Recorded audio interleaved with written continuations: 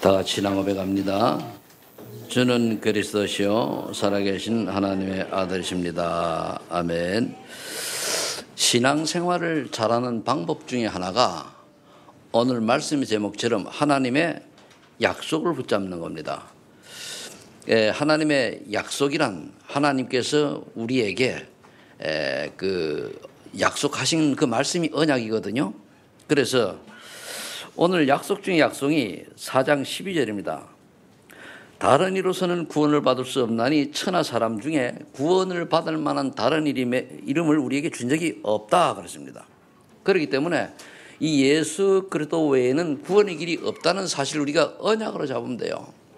그 예수 그리스도만이 유일한 구원자라는 사실을 우리가 믿으면 되는 거거든요. 그런데 많은 교회 다니는 사람들이 그렇지 않고 있어요.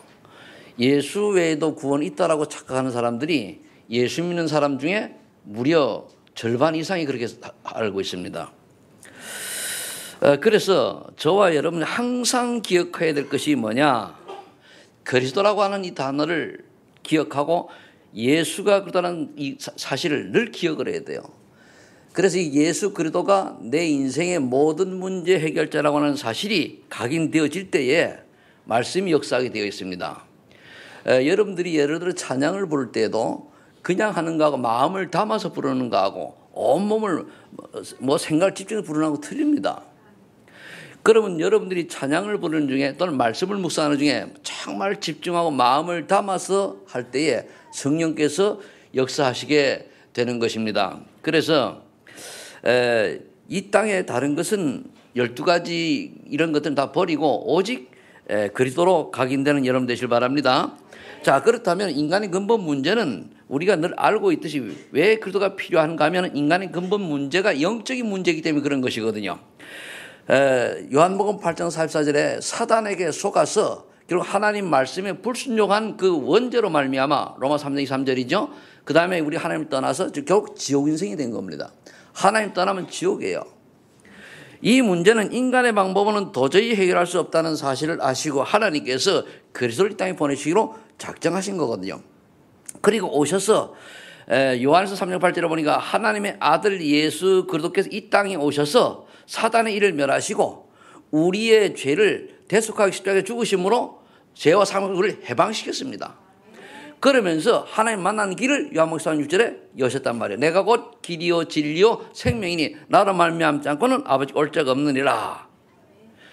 이 사실을 여러분들이 한시라도 잊어먹으면 안 돼요. 그래서 요한복음 5장 24절에는 그래서 뭐라고 말씀하고 있는가 하면은 내가 진실로 진실로 너희에게 이르노니 내 말을 듣고 나 보내신 이를 믿는 자는 영생을 얻었고 멸망하지 않고 영생을 얻었고 심판에 이르지 아니하나니 사망의 생명을 옮겼느니라 그랬습니다. 예수님 말씀하시기를 나 보내신 자를 믿고 즉 하나님 믿고 내 말을 믿는 자는 그랬거든요. 아는 자가 아닙니다. 믿는 자여야 되는 거예요. 그래서 이 사실을 여러분들이 늘 기억하시길 바라고요. 그렇다면 우리가 하나님의 약속이 있는데 그 중에서 하나님의 약속이 뭐냐? 우리에게 몇 가지 하나님이 말씀을 주실 때에 내용이 있어요. 첫 번째가 하나님의 그 뜻이 뭔가를 찾아야 되고 두 번째가 우리가 이제 부르심 확신, 세 번째가 우리가 가야 할 길인데 첫 번째 하나님의 뜻은 뭐냐? 요한복음 3장 16절 10절에 보니까 하나님이 세상을 이처럼 사랑하사 독생자를 주셨으니 이는 그를 믿는 자마다 멸망하지 않고 영생을 얻게 하려 하심이라. 세상을 이처럼 사랑하셔서 독생자를 주셨는데 그 독생자를 믿는 자들은 안 믿는 자, 아는 자, 믿는 자들은 영생을 주시려고 그렇게 하셨다는 겁니다. 이게 하나님의 뜻이에요. 하나님의 사랑이거든요. 그러면서 11절에는 이렇게 말씀하고 있습니다. 하나님이 그 아들을 세상에 보내신 것은 세상을 심판하려 하심이 아니요 그로 말미암아 세상이 구원을 받게 하려 하심이라. 그러면은 이 독생자 예수 그들 믿지 않는 것은 이미 정죄를 받은 거거든요.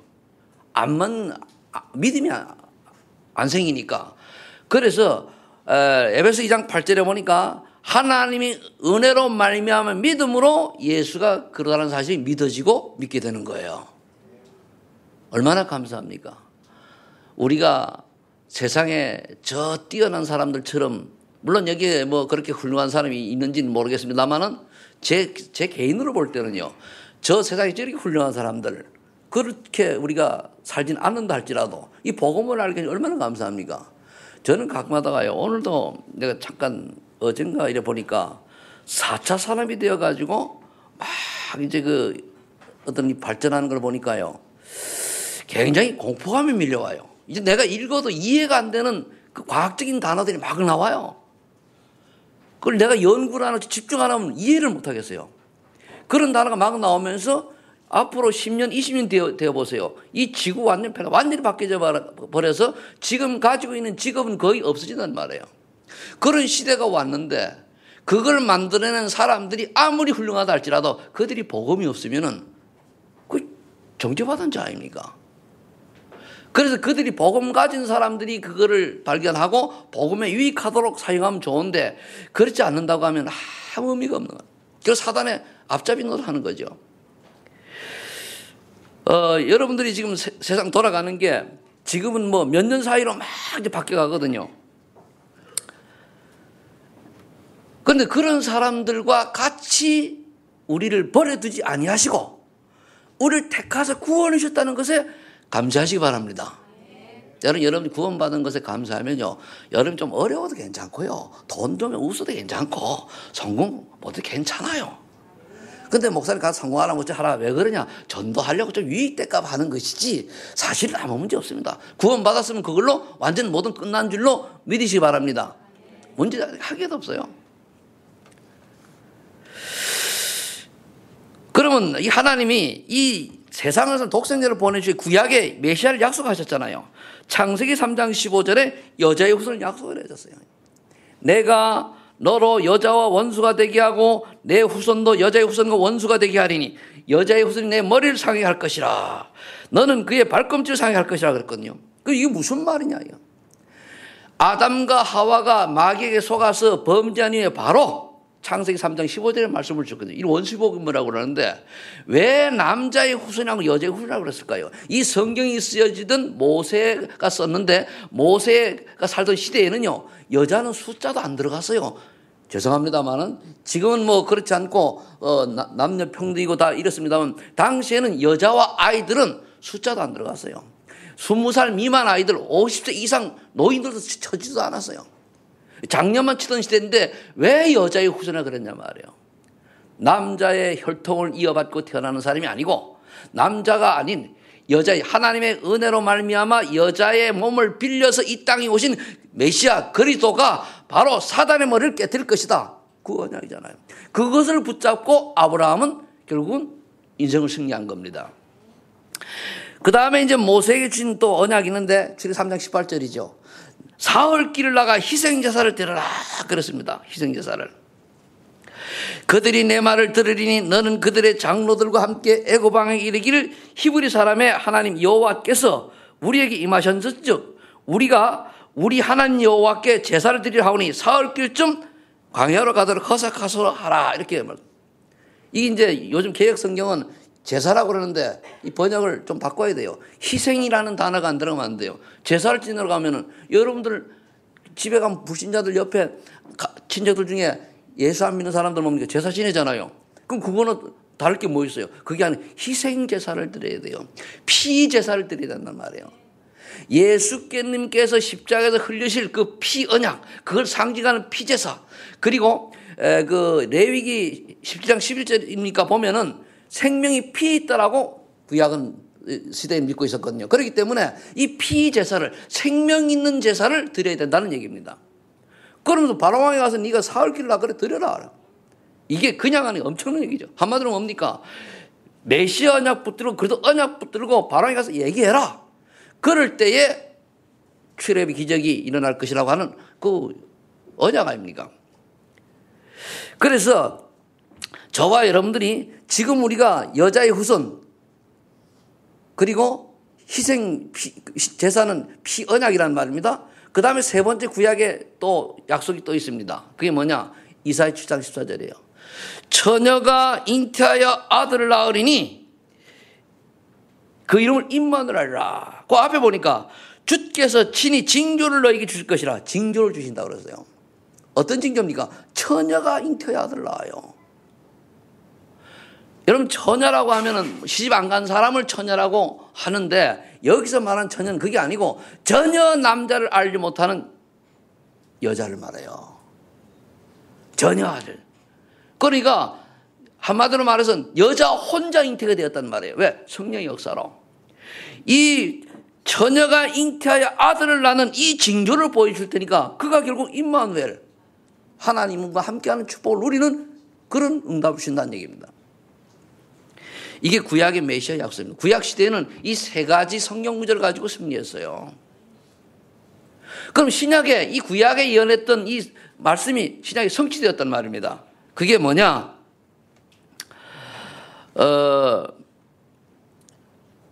요한복음 1장 9절로 14절을 보시기 바랍니다. 요한복음 한번 찾아보세요. 요한복음 10장 9절 14절에 약속은 그렇게 오셨는데 9절에 보니까 참빛 곧 세상에 와서 각 사람에게 비치는 빛이 있었나니 그가 세상에 계셨으며 세상은 그로 말미암아 지음바 되었으되 세상이 그를 알지 못하였고. 지금도 똑같아요. 그리스도께서 인생의 모든 문제 해결자 맞는데 모르잖아요. 그렇게 얘기는 교회에서 다니면서도 몰라요. 자기 땅에 오매 자기 백성이 영접하지 아니하였으나, 이스라엘 백성이 예수님 영접하지 않고 어떻게 했습니까? 십자가 못 박았잖아요. 그런데 영접하는 자 곧 그 이름을 믿는 자들에게는 하나님의 자녀는 권세를 주신다 그랬어요. 영접하는 자 곧 그 이름을 믿는 자들에게는, 아는 자가 아닙니다. 믿으셔야 돼요. 그러니까 여러분들이 저는 그리스도시요 살아계신 하나님의 아들이십니다. 내 인생의 모든 문제 해결자 되심을 믿습니다. 나의 주인을 믿습니다. 그 고백이 되어야 돼요. 그런데 13절에 보니까 아주 중요한 말씀이 있어요. 이는 혈통으로나 육정으로나 사람의 뜻으로 나지 아니하고 오직 하나님께로부터 난 자들이라. 이 예수님이 그러더라고 믿어지는 사실은요, 부모님의 뜻도 아니고 삼촌의 뜻도 아니고 선생님의 뜻도 아니고 할아버지의 뜻도 아니고 하나님의 뜻으로 된다는 얘기입니다. 즉 하나님의 은혜를 받은 자들이 고백을 한다는 얘기예요. 저는 이 말씀을 들을 때에 누구 생각에는 꼭 야곱하고 에서 생각이 나요. 쌍둥이 아닙니까? 쌍둥이. 어쩌면 하나는 그렇게 이삭 아버지의 뜻을 안 따르고 지멋대로 살아갔는지 에서잖아요. 불신자입니까? 야곱은 조금 약삭 빠르고 그런데도 어떻게 그 언약을 붙들고 그렇게 언약 안에서, 사실 인간적으로 보면 에서 굉장히 남자답고 멋있고 아주 뭡니까 좀 그래 대장부다워요. 근데 하나님은 대장부답고 남자 그런 걸 쓰시는 게 아니거든요. 조금 뭡니까 말도 많고 조금 깨도 부리고 조금 사람으로 인간관계 볼 때 조금 좀 안 됐다 못 됐다 싶을 정도인데 언약의 사람 야곱을 쓰셨단 말이에요. 그러니까 여러분들이 언약의 사람이 되시길 축복합니다. 저 사람이 언약이 있다고 하면은 설령 그 사람이 조금 인격적으로 조금 뭐가 있다 할지라도 기다려야 돼요. 왜? 하나님 역사하면 되는 거거든요. 하나님이 그걸 사랑하는 거예요. 왕이 있습니다. 왕이 있는데 아들이 10명 있어요. 그 중에는 어떤 왕자는 그 소아마비를 걸려가지고 불구기도 하고, 어떤 왕자는 또 어릴 때 넘어져가지고 눈이 한쪽 봉사가 되기도 하고, 어떤 아이는 뭐 또 건장하고, 어떤 아들은 또 아주 지혜롭고, 또 딸은 이쁘면 좋겠습니다만은 어릴 때 화상을 입어가지고 얼굴이 못생겼단 말이에요. 그래도 왕자요 공주요? 신분이 왕자입니까? 왕자고 공주지요? 그게 중요한 거예요. 신분이 중요한 거예요. 근데 밖에서 말이야 노예가 굉장히 잘생겨서 키도 말이야 180에다가 인물도 말이야 장동건이 저래가 딱 생긴단 말이에요. 그래도 그의 신분은 뭐죠? 노예요. 저와 여러분들의 신분이 하나님 자녀의 신분을 잊지 마시기 바랍니다. 그거를 늘 기억하고 하나님의 은혜를 사모하고 하나님 안에 하나님 신 말씀을 묵상하고, 이런 사람이 신앙생활 잘하는 사람이에요. 그러니까 여러분들이 조금 내가 뭐 부족하고 연약하고 좀 인생이 조금 뭐 어렵고 조금 고달프다고 해가지고 걱정 하나도 없어요. 다 뭡니까? 지나가는 거예요. 지나가는 거.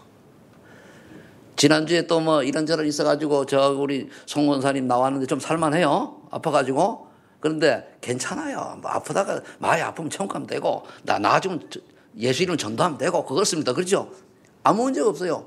목사님 어떻게 그렇게 쉽게 얘기합니까? 안 아파봐서 그렇죠. 그런지도 모르겠습니다만은 저는 그래요. 생각이. 그래서 저와 여러분들이 이러한 은혜를 받는 것이 누구 뜻이라고요? 하나님께서 난 자들이요. 일반 사람들이 이렇게 얘기하면 저 돌았구나 알아요. 제가 밖에 나가서 이제 불신자들하고 뭐 다른 뭐 종교관 사람들 물으면은 저 목사 저거 또라이 아이가 이럴 거 아닙니까? 아닙니다. 지금 이제 정상적인 사람인데 이 복음 안에라 이해가 되는 거예요. 아멘. 자, 그런데 오늘 그 14절에 보니까 이 말씀이 육신이 되어 우리 가운데 거하심에 우리가 그의 영광을 보니 아버지의 독생자의 영광이요 은혜를 충만하더라. 성육신, 인카네이션 오셨잖아요. 예수님 오신 거예요. 할렐루야. 이 약속한 그렇게 오셨습니다. 그럼 이제 오셨으니까 이걸 알고 우리는 올바른 신앙을 하면 돼요. 네 번째로, 일대지 네 번째로 베드로처럼 신앙을 하면 됩니다. 주 예수님은 나의 그리스도시요 살아계신 하나님의 아들이십니다. 내 인생의 모든 문제 해결되심을 믿습니다. 오늘도 하나님께서 성령으로 나에게 충만하게 역사하시고 내가 가는 곳마다 흑암 저주 권세 떠나가게 하시고 구원받을 자를 만나게 하시고 제자를 만나게 하시고 나를 만나는 사람마다 살아나는 역사, 복을 받는 역사 일어나게 하여 주옵소서. 남은 생이 정말로 복음을 전하는 일에 작은 부분이라도 쓰임받다가 주님 앞에 가게 해 주옵소서. 이 땅에 살지만 천국 축복 누리며 살게 해 주옵소서. 이렇게 기도하면 돼요. 이게 일과 신문에서 다 나왔지, 그죠? 간단하게 하면 늘 하면 됩니다. 베드로가 그래 고백을 했더니요, 주는 그리스도시요 살아계신 하나님 아들 고백했더니 예수님이 얼마나 기뻤던지요. 여러분 상상을 해보세요. 다 제자들이 나를 누구로 하느냐, 세례 요한 같습니다, 엘리야 같다 그럽니다, 예레미야 같다 그럽니다, 선지 중에 하나 그럽니다, 이렇게 얘기하는데 남들이 그런다 그러는데 사실은 제자들이 그렇게 알고 있거든요. 그때 너희는 나를 누구로 하느냐, 11명이 벙어리요. 딱 그때 베드로가 고백한 거예요. 주는 그리스도시요 살아계신 하나님의 아들이십니다. 오늘도 고백했잖아요. 천하 인간에게 구원을 얻을 만한 다른 이름 우리에게 주직이 없다 고백했잖아요. 그랬더니까 예수님 너무 기분이 좋아가지고 오 바요나 시몬아 복이 있도다. 이를 네게 알게 하는 네 혈육이 아니요 하늘에 계신 내 아버지시니라. 내가 내 미대의 만성이 내 교회를 세우리라. 음부의 권세가 너를 해치지 못하고 천국 예수를 내가 내게 주노라. 세 가지 응답을 축복을 딱 주잖아요. 그럼 여러분들이 정말로 믿음의 고백을 할 때에 그냥 입술로 하는 게 아니고 주는 그리스도시요 살아계신 하나님의 아들이십니다. 이 고백을 할 때 모든 문제가 다 내려놔져야 돼요. 그 한마디 고백으로 말미암아 여러분 평안이 임할 수 있어야 돼요. 그래 되면은 세 가지 축복이 오게 돼 있어요. 그게 기도신 기도입니다. 주는 그리스도시요 살아계신 하나님의 아들이십니다. 내 인생의 모든 문제 해결되실 믿습니다. 이 고백 한마디로 여러분들이 마음에 염려, 근심, 걱정, 불안이 사라져야 돼요. 물론 처음에는 안 되겠죠. 제가 처음에 이거 하느라고 고백하고 하루에 정식기도를 3번씩 했거든요. 그리고 이 성경 구절 하나씩 읽고 고백하고 신문권 7가지 읽고 기도했어요. 문 꼭 잠그고 아주 율법적으로. 그 나중에 나온 게 그 지금 얘기하는 그 기도문 그겁니다. 그래 전화가 와도 안 받았어요. 우리 사모님이 알아요. 그때 어느 날 하다 보니까 그래. 물론 예수 믿고 내 인생 모든 끝난 걸 확인해주면 또 한 번 확인되는 거예요. 그러니까 문제가 왔을 때, 불안이 왔을 때, 염려가 왔을 때, 진노하고 있을 때 어떤 상황 속에 있다 할지라도 정말 그리도 바라보는 순간에 뭡니까? 하나님 평안이 임하는 그런 체험들을 했단 말이에요. 그러니까 여러분 그 체험이 되어야 돼요. 그러면은 문제될 게 없어요. 원래 우리가 평상시에 이상한 영화를 보면은 꿈에 연결되잖아요. 어제 제가 이제 1급 비밀이라고 하는 영화를 좀 봤더니 그게 꿈에 나타나니까 내가 이제 굉장히 어려움 속에 있는 거예요. 그때 뭡니까? 저는 그래 꿈에도 예수는 그리스도. 그럼 끝이요. 꿈에서도. 전혀 가봤나. 나를 막 죽이러 오는 거예요. 도망가다가 아니지 내가 하나님 자녀는 예수는 그리스도 딱 돌아서니까 딱 멈춰버리는 거예요. 끝난 거예요. 꿈에서도 나를 해할 자가 없어. 야 신나지요. 이거 참 여러분 응답받아 봐야 돼요. 꿈에 뭐 내가 예수 믿고 장로님인데 목사님인데 권사님인데 꿈만 꾸면 도망가고 말이 어려움 꾸고 말이야 고통하는 거 그럴 수 있겠죠. 그게 아니고 꿈에서까지도 그래도 이름 부르고 행복하고 평안하고 그런 응답의 주인공들 되시길 바랍니다. 그게 각인이요, 각인. 내 각인을 설명하려고 꿈 얘기까지 하는 겁니다. 각인. 진짜 각인돼 보세요. 그러면 그렇게 각인이 되었다고 우리 현실이 완전히 바뀝니까? 안 바뀌어요. 그러면 괜찮아요. 현실이 현실이고. 여러분들의 고백이 바로 이와 같은 고백이 베드로와 같은 고백이 되어질 줄로 믿습니다. 자, 그렇다면 이제 두 번째로 하나님의 뜻을 찾았으면 나를 왜 불렀나 찾아 부르짖으면 확신. 왜 불렀는 걸 알아야 돼요. 저는 물었습니다. 나 같은 벌레마도 못한 인간을 어디에다 쓰시려고 구원해 주십니까? 물었다니까요. 질문했어요. 여러분들은 훌륭할지 몰라지만 나는 그때 예수 믿을 때 나는 별 볼일 없는 개차박 같은 인생이거든요. 그렇다고 내 인생이 막 세상 손가락질하고 이 업사이드 존재 그런 존재 아닙니다. 내 나를 볼 때에 하나님 그들 하나님 잘 몰랐을 때 하나님 앞에서 볼 때에 내 영적인 상태를 볼 때 그렇다는 얘기지 그렇게 아주 진짜 감옥에 집어넣어야 될 그런 인간은 아닙니다. 그런데 그러나 내가 볼 때는 벌레만도 못한 인간이에요. 나 은혜를 받고 나니까 별별 없는 인생이요. 창세기 12장 1절 3절에 보니까 여호와께서 아브라함을 부릅니다.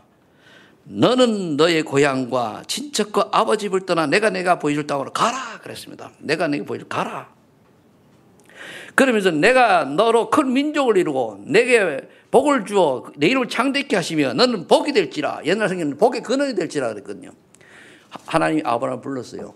바로 저와 여러분들은 하나님이 이렇게 부르셔서 아브라함 같은 축복을 주셔서 세계복음화에 쓰시려고 부르신 줄 믿으시 바랍니다. 이 아브라함을 내가 붙잡으면 돼요. 말씀을 내가 붙잡아야 돼요. 아브라함처럼 나를 불렀구나. 이사야서 43장 1절 3절에 보니까 여호와께서 택하셨습니다. 너는 두려워하지 말라. 내가 너를 구속하였다. 그랬습니다. 내가 너를 지명하여 불러 너는 내 것이라. 야, 이스라엘아. 여호와 하나님께 이스라엘 복을 불렀거든요. 그럼 우리가 영적 이스라엘입니다. 아멘. 구원받은 자 하나님 부른 자를 말하는 거예요. 그러니까 최성태야 내가 너를 지명하여 불렀나니 너는 내 것이라. 그러세요. 그러면서 뭐라 하겠습니까? 나는 여호와가 내 하나님이면 내 구원자임이라고 고백하는 저와 여러분들 돼야 돼요. 그렇죠? 그래서 여러분들이 그럴 때에 그 보니까 2절에 뭐라고 되어 있는가 하면은 이렇게 불렀고 너는 내가 해놓고 네가 물 가운데로 지날 때 내가 함께할 것이라. 강을 건널 때 물이 너를 침몰하지 못할 것이며 네가 불 가운데로 지날 때 타지도 아니할 것이요 불꽃이 너를 사지도 못하리니 대전하는 내 하나님이요 이스라엘의 거룩한 이요 네 구원자임이라. 내가 애굽을 너의 속량물로 구사 스바를 너를 대신하여 주었노라. 여호와께서 그래서 내가 네 하나님이다 이거. 너의 구원자다 이거요. 하나님이 이스라엘을 통해서 이스라엘 백성에게 하신 말씀이죠. 여러분들이 신분이 보통 중요한 사람들이 아닙니다. 나는 하나님이 지명하여 불렀다. 아멘? 스레브 나는 하나님이 지명하여 불렀다.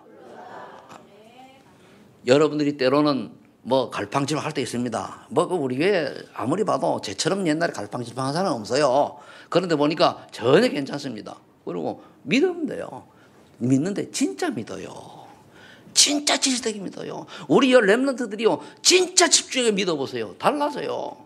억지로 나와가지고 믿으라 믿고 말씀들이 듣고 엄마 따라오고 아버지 따라오고 억지로 이렇게 오니까 그 인생에 변화가 없는 거지. 진짜 믿어보세요. 진짜 마음을 모아가지고 어른들 마찬가지입니다. 진짜 마음을 모아서 믿어보세요. 연애한 분들 연애 결혼하신 분들 있죠. 해보신 분들 연애 결혼할 때 연애 해보신 분들 한창 연애를 떴습니까? 그 애인 이름을 뭡니까? 부르고 뭡니까? 써놓으면은 우리 땐 그랬거든요. 쓰면은 뭐 전화도 이제 돌리고 하는 전화니까 쓰면은 만나고 헤어지고 또 전화하고 또 편지 쓰고 그러잖아요. 이름 써도 뭐 그 노트에다가 머리 앞뒤 다 써도 계속 쓰잖아요. 예, 그리스도가 그래야 된다니까요. 아멘? 그래서요, 제가 이제 이 표현을 잘 쓰는 게요, 정말로 연애를 마음을 담아 한 사람은요, 아픔이 있습니다. 그죠? 그 정도 아픔을 가진 만큼의 예수님을 그보다 더 사랑해야 돼요. 비유를 하면 그렇습니다. 이해가 될란가 모르겠네. 이 연애하면서 몰라, 이거. 옛날에 우리 때는요, 남자, 여자가 연애하다가 가정이 부모가 말려가지고 헤어지잖아요. 그죠?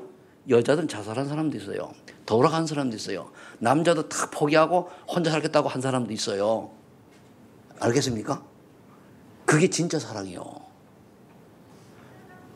왜 하필 그런 얘기를 하냐? 이거보다 더 예수님을 사랑해야 된다 그 말이요. 알겠습니까? 야, 표현하기 어렵네, 그죠? 그러니까 정말로 내 마음속에 예수님이 오직이냐? 그래서 저는 얘기해요. 내가 이 땅을 살아가지만은 우리 사모님보다 난 예수님이 더 좋아요. 우리 애들이 예수님이 더 중요하다니까요. 알겠습니까? 우리 부모는 예수님이 더 중요해요. 누구 선택하지? 난 다 버리고 예수님 쫓아가요. 틀려요, 맞아요? 될까요? 천만에 만만해요. 믿음, 하나님이 은혜가 아니면 어려운 줄로 믿고 은혜 받으시 바랍니다. 여기 분들은 예수 제일 위주로 살아가신 것 같아. 얼굴이 환한 거 보니까. 나만 타전에 갔더니 얼마나 시커멓지만은. 그래. 자, 그 다음에 이제, 저와 여러분들이 요한복음 15장 10절 말씀을 찾아볼 필요가 있어요. 거기 보니까 뭡니까? 너희가 나를 택한 것이 아니요 내가 너희를 택하여 세웠나니 이는 너희로 가서 열매를 맺게 하고 또 너희 열매가 항상 있게 하여 내 이름으로 아버지께 무엇을 구하든지 다 받게 하랍니다. 그 예수님은 기도 안 받고, 그런데 예수님 우리를 택했다고 하셨거든요. 우리가 택한 게 아니고 내가 어를 택한 게 아니고 하나님의 은혜로 말미암아. 에베소 1장 3절로 5절에 보면 또 이렇게 말씀하고 있습니다. 뭐라고 말씀하고 있는가 하면은 찬송하리로다, 3절에 찬송하리로다 하나님 곧 우리 주 예수 그리스도의 아버지께서 그리스도 안에서 하늘에 속한 모든 신령한 복을 우리에게 주시되 곧 창세 전에 그리스도 안에서 우리를 택하사 우리로 사랑 안에서 그 앞에 거룩하고 흠이 없게 하시려고 그 기쁘신 뜻대로 우리를 예정하사 예수 그리스도로 말미암아 자기 아들들이 되게 하셨으니. 무슨 말입니까? 창세 전에 그리스도 안에 우리를 택하셨단 말이에요. 예수 그리스도는 2000년에 태어나셨는데 창세 전이냐? 예수 그리스도는 육신의 몸을 입고 오신 그분이 예수님이지 원래 하나님과 동등된 분이지, 그죠? 성부, 성자, 성령 하나님. 이 삼위일체 하나님을 여러분들이 이해하고 믿어야 되는 거죠. 그러면서 우리로 사랑 안에서 그 앞에 거룩하고 흠이 없게 하시려고. 그런데 우리가 흠이 없게 하는 흠이 없어져요? 아닙니다. 그리스도 안에 십자가 사랑 안에 거할 때만 흠이 없어지는 줄로 믿으시 바랍니다. 뭐요? 은혜 안에 거하면 돼요. 우리가 부부싸움 한 거 가지고 회개할 필요는 없습니다만은 또 자녀 또 우리 주변에 싸운 거 가지고 회개할 필요는 없습니다만은 그러나 우리가 늘 회개하는 마음으로 살아가야 돼요. 뭐죠? 하나님이 원대로 하나님 뜻대로 살지 못한 이 종을 용서해 주옵소서. 그러면 돼요. 간단해, 그죠? 전도와 선교와 복음 누리는 방향 못 맞추고 육신적인 삶을 살아가는 것 주님 용서하시고 지금 성령 충만 주셔서 방향 선회하게 해주세요. 그러면 어떤 경우가 일어납니까? 너희 죄가 주홍같이 붉을지라도 양적할시게 하시는 거예요. 이사야서 1장 18절, 요한서 1장 9절에 하나님은 미쁘시고 의로우사 너희가 늘 자백하면 뭡니까? 다 용서하신다고 그러잖아요. 그죠? 우리가요 하나님 앞에서 겸손해야 됩니다. 이 말은 하나님 앞에서 우리가 자기 자신을 돌아보고 좀 내려놔야 됩니다. 그렇죠? 우리 아무리 펄펄 뛰고 막 그러다가도 주님 생각하면 뭡니까? 다소곳해져야 돼요. 여러분들이 아무리 부부싸움하고 막 승리를 하는데 문제의 대책이 딱 나타나고 문 딱 열고 들어가면은 그래서 싸우랍니까? 예의상 못 싸우잖아요. 그죠? 이 나라 대통령인데 그래요, 안 그래요? 그래, 안 그래요? 하물며 하긴 어떤 사람은 여러분들 싸울 때 내가 나타나도 좀 안 싸우는 척 하려고 그러잖아. 그죠? 하긴 정신 나간 사람은 내 앞에서 큰 소리 지르면 행악 부리더만 그건 나간 거예요. 그건 그렇죠? 그래야 돼요.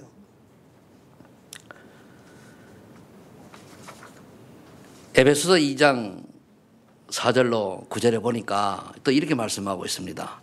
긍휼이 풍성하신 하나님이 우리를 사랑하시 그 큰 사랑을 인하여 허물로 죽은 우리를 그래도 함께 살리셨고 너희는 은혜로 구원을 받은 것이라. 또 함께 일으키사 그리스도 예수 안에서 함께 하늘에 앉히시니 이는 그리스도 예수 안에서 우리에게 자비하심으로써 그 은혜의 직이 풍성함을 오는 여러 세대에 나타내려 하심이라. 우리를 구원하신 목적이 오는 여러 세대의 증인으로 서기 위하여 물건해요. 오는 여러 세대에. 그런데 우리를 때까지 구원하신 것이 8절에 보니까 너희가 그 은혜의 은하에 의하여 믿음으로 말미암아 구원을 받았으니 이것은 너희에게서 난 것이 아니요 하나님의 선물이라. 행위에서 난 것이 아니니 이는 누구든지 자랑하지 못하게 함이라. 그 여러분들이요, 때로는 그 여러 가지 의미가 있습니다면은 하나님 앞에 이런 쓰임 받는 사람도 있고 때로는 축복받는 사람 있잖아요, 그죠? 자랑할 필요 없어요. 하나님 은혜입니다. 선물입니다. 그게 내가 나타나면 안 돼요. 내가 이렇게 했더니 아니 하나님 선물, 그것도 선물이요. 하나님이 하게 하시고 하나님 은혜를 주셔서 우리가 사명 감당히 하시는 거지, 그죠? 감사하면 돼요. 나는 할 수 없으나 하나님 은혜로 말미암아 이렇게 하나님이 되어지도록 축복하셨구나. 제가 가끔 물어요. 우리 사모님 보고. 내가 구원받기 전에 처음 만났을 때 내가 어떻소? 물으면 우리 사모님이 얘기를 안 하셔. 얘기할 필요 없죠, 그죠? 요즘은 어떻소? 그러면은 그래도 성질은 살아있다네. 제가 하고자 하는 말은 구원받았지 우리 성질이 바뀌는 게 아니고요. 이 성품은 그대로 특성은 남아있어요. 그죠? 남아있는데 우리 속사람이 어디를 향해 있느냐가 중요한 거예요. 아직도 창세기 3장, 6장, 11장에 갇혀 있느냐? 아직도 세상 문화에 갇혀 있느냐? 엊그제 설이었잖아요. 아직도 내가 부셔상태 6가지 운명에 갇혀 있느냐? 이거요. 구원받아 놓고도 그러면 우리는 그게 아니잖아요. 구원받은 사람에게 이런 게 내 관심이 없어요. 내 관심이 나가 아니고 하나님 중심이 되어야 되고, 그죠? 세상 중심이 아니고 말씀 중심이 되어지고 성공 중심이 아니고 하나님 은혜 중심이 되어져야 되는 거잖아요. 그렇죠? 우리가 아무리 복음 밖에서 성공한 사람이라 할 때 우리는 부러워할 필요가 없습니다. 단 무시하면 안 돼요. 그 사람 나름대로 하나님 일반 은총이 있단 말이에요. 구원을 말하는 게 아니고 하나님은 모든 피조물을 일반 은총을 주셨단 말이에요. 그걸 우리 인정해야 돼요. 그러면 딱 보고 우리가 장점을 우리 걸로 만들어야 돼요. 야, 저 사람 보시는 안 돼도 저렇게 말이야 신실하고 정직하게 사니까 저렇게 하나님 일반 은총을 주시는구나. 인정해야 돼요. 저 사람 다른마다 저렇게 밤잠 안 자고 집중하고 노력했더니 저런 응답을 받는구나. 존중해야 돼요. 아멘? 그걸 무시하면 안 됩니다. 그러면서 그 좋은 장점을 그리스도 안에서 내 걸로 만들어서 우리 뭡니까? 하나님 영광 드러내야 되는 겁니다. 일반 은총이 있어요. 아주 선한 사람은요, 아주 선한 것을 불신자들 얘기하잖아요. 맺게 되어 있습니다. 악한 건 맺게 되어 있어요. 불신자들도. 그래서 저와 여러분들이 이와 같은 축복을 이제 누리시고 이제 그렇게 하는 것이 하나님 뜻이라는 말이에요. 우리가 단 하루를 살아도 여러분들이 깊은 묵상 속에서 정말 내가 구원받은 얼마나 큰가를 고민보다는 그걸 누릴 수 있는 그런 믿음의 사람들 되기를 축복합니다. 잘 몰라요. 사람들이 아차하는 순간에 창세기 3장으로 돌아가요. 나 중심. 내게 유익이 있느냐. 하나님 기준 내 기준. 내가 손해가 보느냐. 날 알아주느냐. 그리고 내가 돈이 많냐 뭐냐. 많이 버냐 적게 버냐. 내가 이거 다 여기. 그리고 내가 성공했냐 이름 알아주냐. 다 똑같은 거거든요. 이거를 넘어서서 하나님 은혜 속에서 빈에도 찰 줄 알고 분에도 찰 줄 아는 일체의 비결을 터득한 바울의 축복이 여러분들에게 임하기를 예수 이름으로 축복합니다. 자, 그렇다면은 이제 이런 부르심의 확신을 가졌으면 이제 가야 할 길이 있어요. 가야 할 길. 그냥 부른 게 아니라니까요. 하루에 할 일이 있다니까요, 하나님이. 그게 뭐냐? 마태복음 28장 10절 20절에 보니까 그 중요한 말씀이 있는데 16절에 보면요. 11제자가 갈릴리에 가서 예수께서 지시하신 산에 이르러 예수를 배웠고 경배하나 아직도 의심하는 사람이 있더라. 내 같은 의심하면 야 내가 나서 네 의심하냐? 이 한마디 뭐라 그러고 할 텐데 예수님 전혀 개의치 않고 뭡니까? 그럼 딱 그거 들은 척 만척하고 뭐라 했습니까? 바로 예수께서 나와 말씀하여 이르시되 하늘과 땅의 모든 권세를 내게 주셨으니 하늘과 땅의 모든 권세를 아버지께 내게 주셨으니 그러므로 너희는 가서 모든 민족을 제자로 삼아 아버지와 아들과 성령의 이름으로 세례를 베풀고 내가 너희에게 분반 모든 것을 가르쳐 지키게 하라. 내가 세상 끝날까지 너희와 항상 함께 있으려 하시니라. 이런 말씀하셨어요. 우리가 정상적인 사람이라면요 의심할 수도 있습니다. 그죠? 여러분들이 말씀이 구원받아 놓고도 말씀과 기도와 전도의 세 가지 방법으로 분명한 증거가 있는 분들은 괜찮은데 없을 경우에는 구원받아 놓고도 의심할 수 있어요, 없어요? 의심한다고 구원 못 받아요, 받아요? 관계없어요. 어떻게 보면 의심할 수 있다는 것 자체가 구원받은 사람인지도 몰라요. 구원 못 받은 사람은 의심 자체도 없어. 저도 한때는 그 옛날 얘기죠. 의심이 가더라니까요. 내가 이제 구원 받았는가 말이야. 내가 진짜 죽음 처음 갈 수 있는가 말이야. 그렇습니다. 그런데 그거는 성령 체험이 없어서 그런 것이기 때문에 예수님이 그거는 뭡니까? 네가 시간이 가면 알게 될 거니까 더 이상 거기에 대한 말씀 안 하시 뭐라 했습니까? 가서 제자 삼 모든 족속 가서 제자 삼으라. 그 내가 가르쳐 본 말 지키게 하라. 이럴 때 내가 세상 끝날까지 너희와 항상 함께 있으리라. 우리의 길은 뭡니까? 모든 족속으로 제자 남기는 길이요. 그게 우리의 사명입니다. 두 번째는 뭐죠? 마가복음 16장 15절 20절에 모든 민족으로 만민에게 복음을 전파하는 거예요. 그거 보니까 그 11 제자가 음식 먹을 때 예수께서 그들에게 나타나사 그들의 믿음 없는 것과 마음이 완악한 것을 꾸짖으시니 이는 자기가 살아난 것을 본 자들의 말을 믿지 아니함이라. 또 이르시되 그러면서 또 꾸짖어서 놓고 너희는 온 천하에 다니며 만민에게 복음을 전파하라. 그래 놓고 뭡니까? 믿고 세례를 받는 사람은 구원을 얻을 것이요 믿지 않는 사람은 정죄를 받으리라. 믿는 자들에게는 이런 표적이 따르리니 곧 그들이 내 이름으로 귀신을 쫓아내며 새 방언을 말하며 뱀을 집어올리며 무슨 독을 마실지라도 해를 받지 아니하며 병든 자에게 손을 얹으면 나으리라. 이거예요. 그래서 저는 가끔가다가 음식을 먹을 때 상한 걸 먹었다 싶으면 뭡니까? 주님께서 역사하신 이런 상한 음식 좀 먹었다고 해가지고 뜻이 이유만 있다면 주님이 원하시면 그거 문제없게 할 수 있어요, 없어요? 있어요, 없어요? 예? 있잖아요. 그 이유를 묻는 거예요. 그래서 내가 아직도 하나님 보시기에 복음 전할 이유가 있다면은 타락해 하시고 복음 전할 이유 없다면은 할 수 없는 거지, 그죠? 여러분 이유 있는 삶을 사시길 바랍니다. 그래서 보니까 새 방언을 말하며 귀신을 쫓아내며 여러분들이 왜 무속인 집을 가봐야 됩니까? 진짜 올바라 귀신 들린 사람은요 알아봐요. 우리 성교사님 말씀하잖아요. 알아본다니까요. 저는 몰라가지고 제가 처음에 가서 벌벌 떨었거든요. 옛날에 내가 그런 생활 살던 거 이게 말하면 창피할까봐. 그런데 무당이 벌벌 떨어요. 무당이 앉았다 일어났다가 뭐 19절에 보니까 주 예수께서 말씀을 마치는 하늘에 올려지사 하나님 우편에 앉으시니라. 제자들이 나가 두루 전파할새에 주께서 함께 역사하사 그 따르는 표적으로 말씀을 확실히 증언하시니라. 우리가 복음 전할 때 주님이 함께 역사하셔요. 그 다음에 세 번째 우리가 붙잡을 언약이 있습니다. 요한복음 22장 15절로 18절이죠. 15절에 보니까 시몬 베드로가 예수님이 물었습니다. 요한의 아들 시몬아 네가 날 사랑하느냐? 3번을 물어요.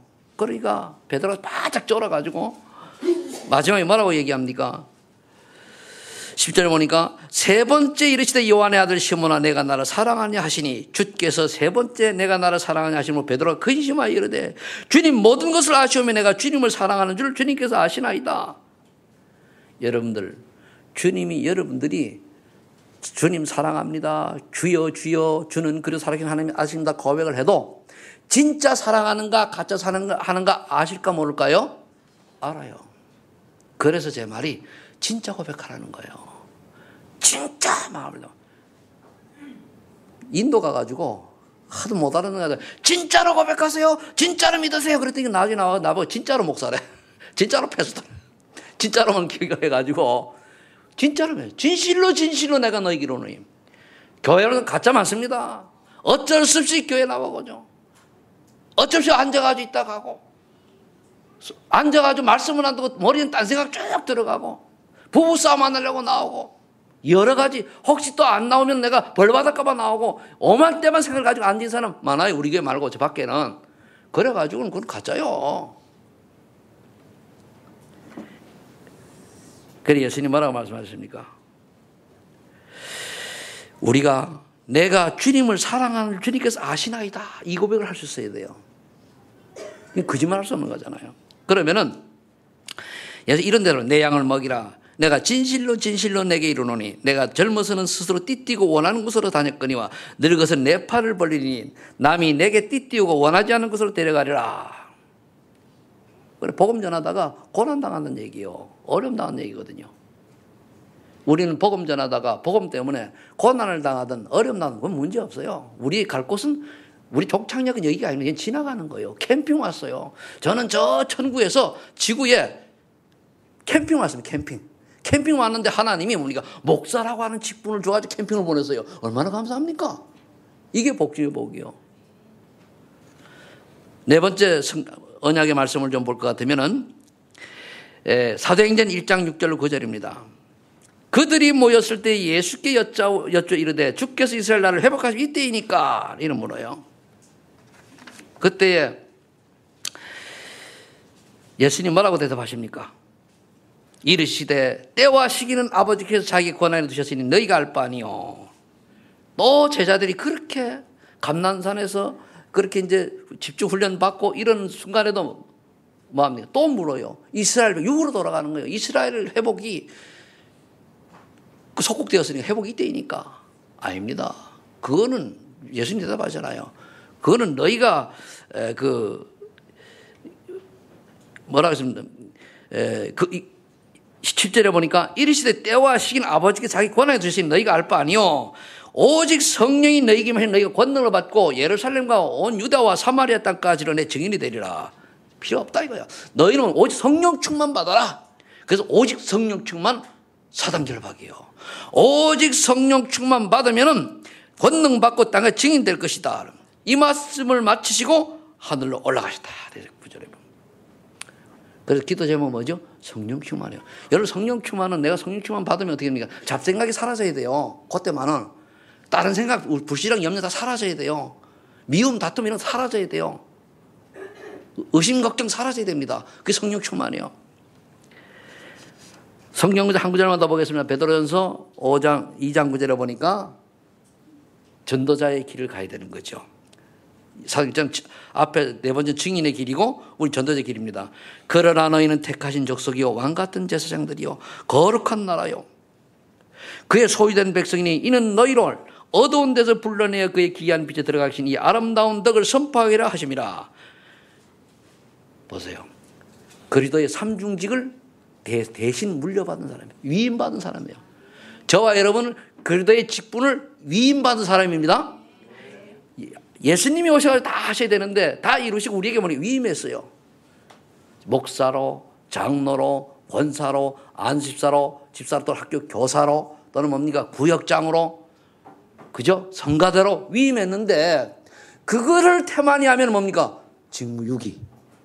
그럼 하나님의 뜻에 뭡니까? 그게 태만죄예요. 태만죄. 태만죄. 그러니까 여러분들이 그 아시고 성실하게 진실하게 임하시기를 예수 축복합니다. 10절에 한 절 더 봅니다. 너희가 전에는 백성이 아니더니 이제는 하나님의 백성이요 전에는 국리를 얻지 못하였더니 이제는 국리를 얻은 자니라. 설령 우리가 그렇지 못하였다 할지라도 하나님의 국리를 받은 자로서 어떻게 저를 회복하는 신앙이 되시기를 예수 축복합니다.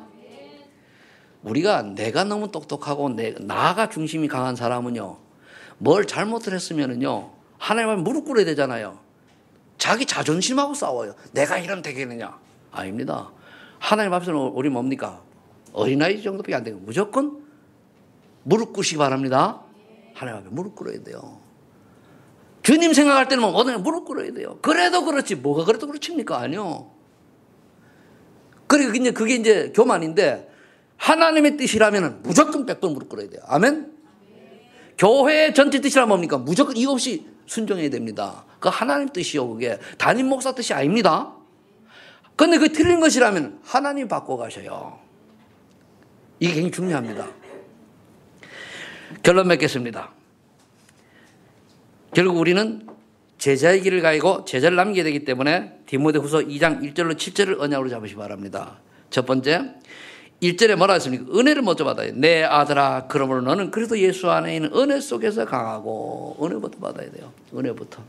뭘 일이 아니면 은혜부터 받아야 돼요. 2절에 그래서 은혜 받은 그 디모데에게 바울이 부탁을 했습니다. 또 내가 많은 증인 앞에서 내게 들은 바를 충성된 사람들에 부탁하라. 그들이 또 다른 사람들을 가르칠 수 있으리라. 충성된 사람을 찾아내야 돼요. 그러면서 이들에게 뭘 가르치느냐? 전도자의 직무를 가르쳐야 돼요. 그게 뭡니까? 영적 군사요, 선한 선수요, 수고하는 농부입니다. 영적 군사는 뭐죠? 모든 걸 맡기는 거예요. 생명까지 맡기는 거예요. 선한 선수는 뭡니까? 룰을. 어제 쇼트트랙 하는 걸 보니까 그 최민정이가 잘했잖아요. 최민이 밀어내는 게 괜찮고 어쩌다가 좀 했는데 탈락됐잖아요. 그죠? 최민정이 하나 박탈됐지, 그죠? 어제는 아주 그걸 의식하고 아예 앞서 쭉 나가가지고 1등 하더만. 쭉 들어. 그러니까 그게 규칙이란 말이야, 규칙. 우리가 신앙생활하고 전도와 선교를 하는데 규율이 있어야 돼요. 그러니까 성경 말씀을 따라 하란 말이에요. 내 멋대로 하지 말고 성경적인 전도와 선교를 하라, 그 말씀입니다. 그러면서 뭡니까? 농부, 수고한 농부가 가장 축복을 먼저 받잖아요. 이 수고한 농부는 1년 동안 내가 농사를 지어가지고 자기도 먹고 살리는 다른 사람도 이렇게 어떻게 하죠? 살게 하잖아요. 이게 제자의 길입니다. 영적 군사요, 선한 선수요, 그리고 수고하는 농부죠. 이럴 때에 7절에 이렇게 말씀하고 있어요. 내가 말하는 걸 생각해 보라. 주께서 범사인에게 총명을 주시리라. 이렇게 하면 총명을 주셔가지고 영적 서비스 되는 거예요. 총명을 주셔 뭡니까? 기능 서비스 되는 거예요. 그러면 문화 서비스 따라오게 돼 있어요. 하나님이 은혜로 말미암아 여러분들이 정말 영적 서비스 되셔서 또 여러분들이 하고 있는 일에 하나님께서 유일성 재창의 축복을 주셔서 기능 서비스 되시고 그것 때문에 다른 사람의 복음이 전파되는 문화 서비스의 주인공이 되시기를 예수 이름으로 축복합니다. 기도합니다. 하나님 감사합니다. 오늘도 우리에게 귀한 말씀 주심을 감사합니다. 하나님의 주신 말씀을 우리가 붙잡고 이제 우리가 가야 할 길, 제자의 길을 가게 하여 주옵소서. 그리고 충성된 자를 찾아서 제자화시키는데 우리의 생이 들여지게 하옵소서. 예수님의 이름으로 기도하옵나이다.